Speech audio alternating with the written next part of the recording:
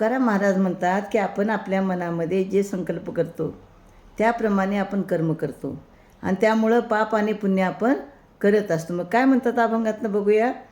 जे जे वाहावे संकल्प तेचे पुण्य तेचे पाप, कारण ते मनापाशी मिळविल्या मिळे रसी, सांडी मांडी हाली चाली राहू तरी भरी बोली, तुका म्हणे निरपेक्षा काही न धरावी अपेक्षा.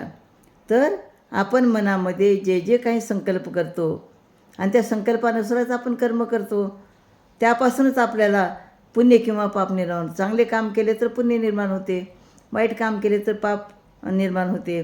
याला मुख्य कारण म्हणजे आपलं मन आहे. खरं जर पाहिलं तर हे मन जे आहे ना, हे इकडं तिकडं भटकत असतं. सर्व कार्य मनापासून उत्पन्न होतात. मनाला ज्या विषयाची आवड लागते त्याच विषयामध्ये ते मिसळून जाते.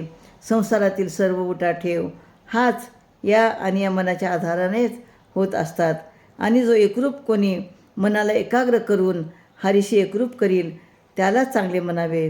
तुकाराम महाराज म्हणतात, पाणी कुठेही असो त्याचे मूळ स्वरूप म्हणजे कोण आहे? सागर आहे. तो सागराचा अंश होय. त्याप्रमाणे क्रिया कशाही प्रकारची घडो त्याला मुख्य कारण मनच आहे.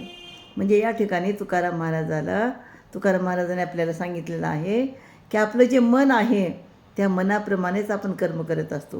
म्हणून तुम्ही मनाला सांगत जा की हे मना, मला चांगलं कर्म करायचं आहे, आणि तसंच तुम्ही केलात तर तुम्ही चांगलंच कर्म करणार. मनाला सांगितलं की तो नामस्मरण करत जा तर तुम्ही नामस्मरणच करणार.